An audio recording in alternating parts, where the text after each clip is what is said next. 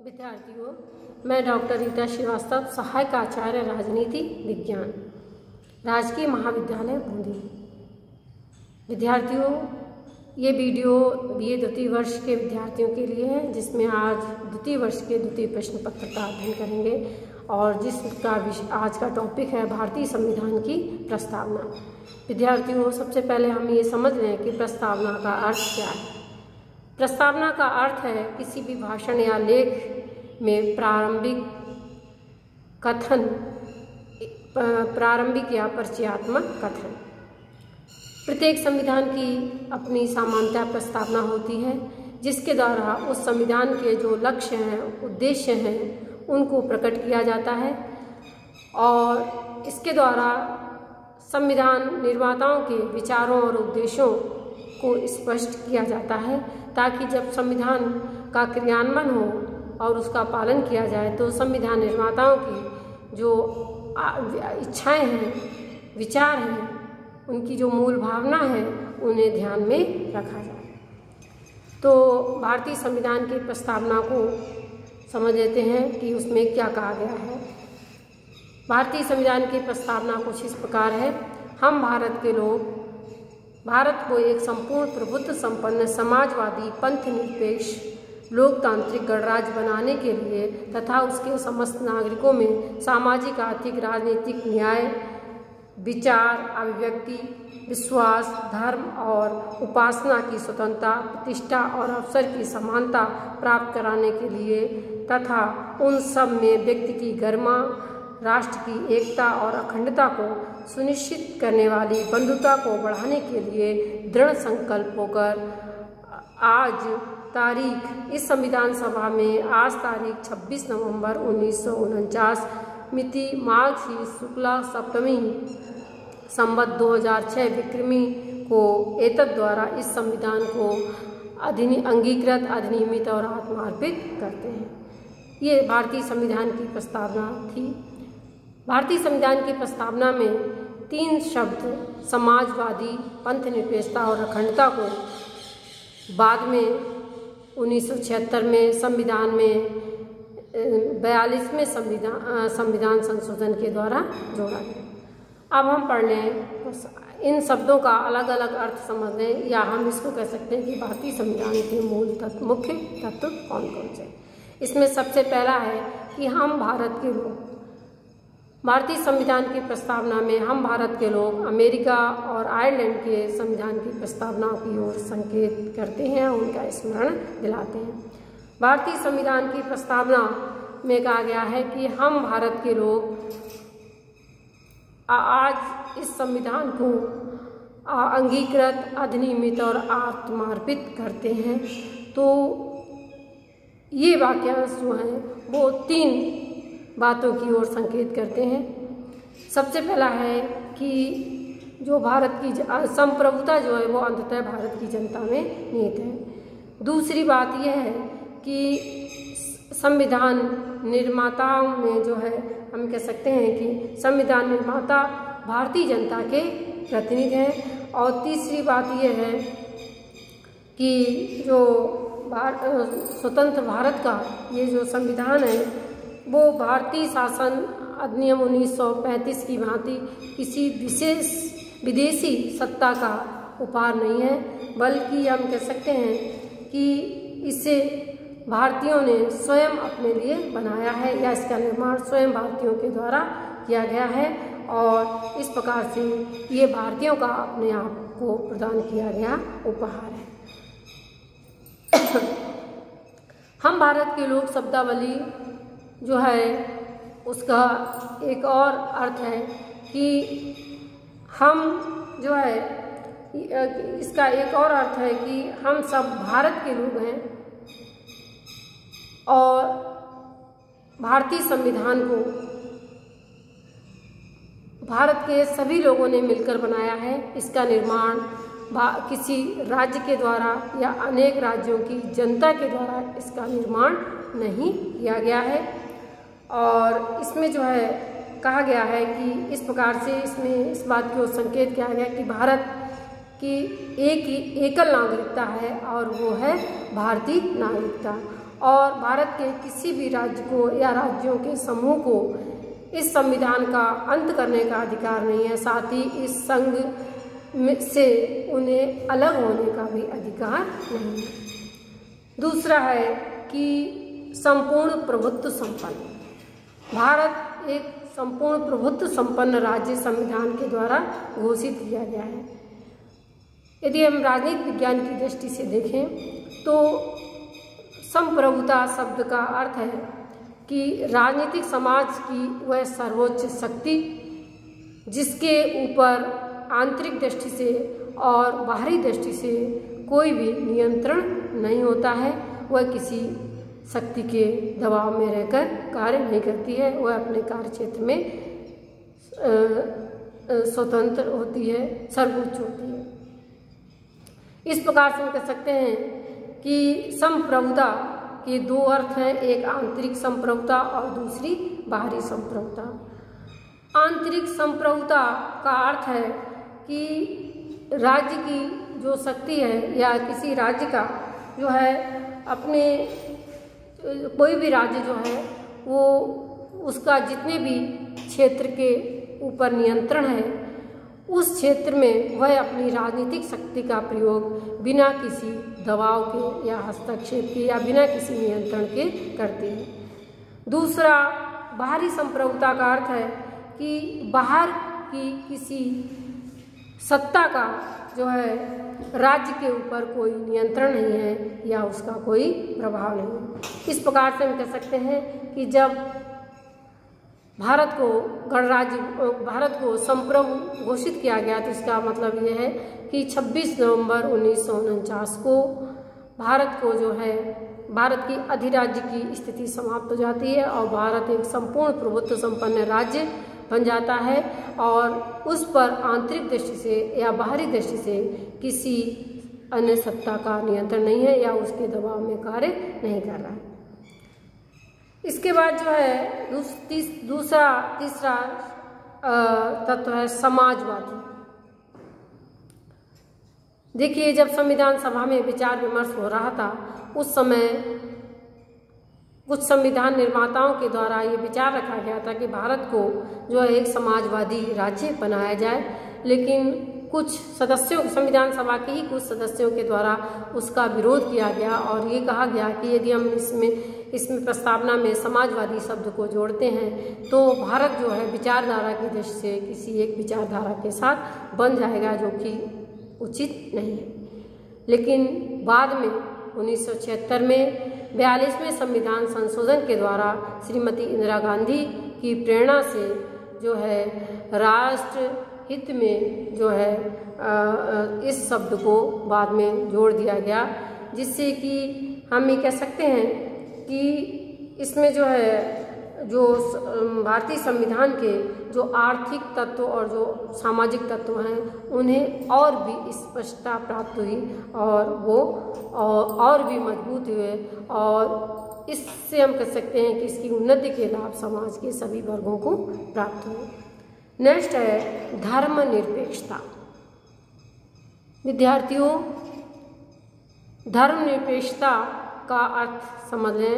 धर्मनिरपेक्ष राज्य वह राज्य होता है जो न तो किसी धर्म को बढ़ावा देता है न किसी धर्म को संरक्षण प्रदान करता है और इस प्रकार धर्म की दृष्टि से वह निरपेक्ष होता है, तटस्थ होता है और धर्म के आधार पर अपने नागरिकों में कोई भेदभाव नहीं करता है। राज्य की दृष्टि में सभी धर्म समान होते हैं या सभी धर्मों को मानने वाले व्यक्ति समान होते हैं। तो इस प्रकार से हम कह सकते हैं कि भारतीय संविधान के द्वारा भारत को एक धर्मनिरपेक्ष राज्य घोषित किया गया है, क्योंकि भारत राज्य का अपना कोई विशेष धर्म नहीं है। ये किसी धर्म को बढ़ावा नहीं देता है, किसी धर्म का प्रचार नहीं करता है, किसी धर्म को जो है त्यागने की बात नहीं करता है या किसी धर्म को मानने के लिए विवश नहीं करता है और प्रत्येक व्यक्ति को अपनी इच्छा के अनुसार अपना धर्म मानने, उसका प्रचार करने, उसको बढ़ावा देने की स्वतंत्रता प्रदान करता है। और इस प्रकार से हम कह सकते हैं कि धर्म की दृष्टि से भारत जो है वो धर्म निरपेक्ष राष्ट्र है। हाँ, यदि कोई भी व्यक्ति सामाजिक दृष्टि से जो है कोई उत्पात मचाता है, तब ऐसी दृष्टि या समाज को कोई हानि पहुंचाता है, तो ऐसी स्थिति में उसके धर्म के ऊपर जो है प्रतिबंध जरूर लगाए जा सकते हैं। अगला है धर्मनिरपेक्षता के बाद हम कह सकते हैं लोकतंत्रात्मक। लोकतंत्रात्मक शब्द का अर्थ है, लोकतंत्र की जो श्रेष्ठ परिभाषा है वो है कि जनता का जनता के लिए और जनता के द्वारा किया जाने वाला शासन। भारत में भी जो है संविधान के द्वारा लोकतंत्र राज्य भारत को घोषित किया गया है, अर्थात भारत का शासन जनता के द्वारा चुने हुए प्रतिनिधियों के माध्यम से चलाया जाएगा। और इस प्रकार से हम कह सकते हैं कि संविधान भारत में वयस्क मताधिकार के आधार पर जो है प्रतिनिधि लोकतंत्र अर्थात अप्रत्यक्ष लोकतंत्र की स्थापना करता है। लोकतंत्र एक राजनीतिक अवधारणा ही नहीं है, बल्कि उसके साथ साथ एक सामाजिक अवधारणा भी है। लोकतंत्र जीवन का एक समग्र दर्शन है और व्यक्ति को उसकी प्रतिष्ठा और समानता और विधि के शासन की मांग करता है। इस प्रकार से हम कह सकते हैं कि भारतीय संविधान के द्वारा सभी क्षेत्रों में लोकतंत्र की स्थापना की गई है। अगला है गणराज्य। विद्यार्थियों, गणराज्य वह राज्य होता है जिसका अध्यक्ष वंशानुगत आधार पर पद प्राप्त करता है, जैसे कि ब्रिटेन का सम्राट। लेकिन भारत को एक गणराज्य घोषित किया गया। इसका मतलब है कि भारत राज्य का मुखिया या जो अध्यक्ष है वो वंशानुगत आधार पर पद प्राप्त नहीं करेगा, बल्कि निर्वाचन के आधार पर अपना पद प्राप्त करेगा। राज्य का जो अध्यक्ष है वो निर्वाचित होगा। नेक्स्ट है न्याय। न्याय की हम कह सकते हैं कि भारतीय संविधान के द्वारा जो है भारतीय संविधान की प्रस्तावना में न्याय की बात कही गई है। देखिए, यदि न्याय ना हो तो उसके अभाव में हम कह सकते हैं जो स्वतंत्रता और समानता के आदर्श जो हैं वो कैसे होंगे, बेमायनी हो जाएंगे। न्याय के द्वारा व्यक्तिगत हित और सामाजिक हित दोनों हितों में समन्वय स्थापित किया जाता है। संविधान के द्वारा व्यक्ति को तीनों प्रकार के न्याय की प्राप्ति की गई है। प्राप्त कराने की बात की, एक सामाजिक न्याय, आर्थिक न्याय और राजनीतिक न्याय। न्याय के तीन पक्ष बताए गए हैं, सामाजिक, आर्थिक और राजनीतिक न्याय। सबसे पहले हम समझ लें कि सामाजिक न्याय क्या है। सामाजिक न्याय का अर्थ है कि मानव के मध्य सामाजिक स्थिति के आधार पर किसी प्रकार का भेदभाव न किया जाए। प्रत्येक मानव का जो है किसी अन्य मानव के द्वारा प्रत्येक मानव के मध्य जो है सामाजिक आधार पर जो है समान व्यवहार किया जाए। जात समाज में मानवों के मध्य जाति, धर्म, वंश, लिंग के आधार पर कोई भेदभाव न किया जाए, सबको समान माना जाए। दूसरा है कि आर्थिक न्याय। आर्थिक न्याय के अभाव में सामाजिक न्याय की प्राप्ति एक कल्पना मात्र है। और आर्थिक न्याय का अर्थ है कि व्यक्ति के मध्य आर्थिक आधार पर राज्य के द्वारा कोई भेदभाव न किया जाए। उत्पादन और वितरण के जो साधन हैं वो उनका समाज हित में प्रयोग किया जाए। उत्पादन और वितरण के साधनों का समाज हित में प्रयोग किया जाए और साधन संपन्न लोगों के द्वारा साधनहीन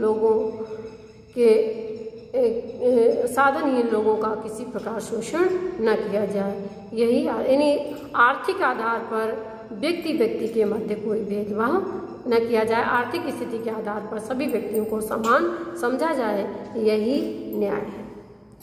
और राजनीतिक न्याय का अर्थ है कि हम ये कह सकते हैं कि राजनीतिक व्यवस्था में सभी व्यक्तियों को समान रूप से और स्वतंत्र रूप से भाग लेने का अधिकार प्राप्त हो।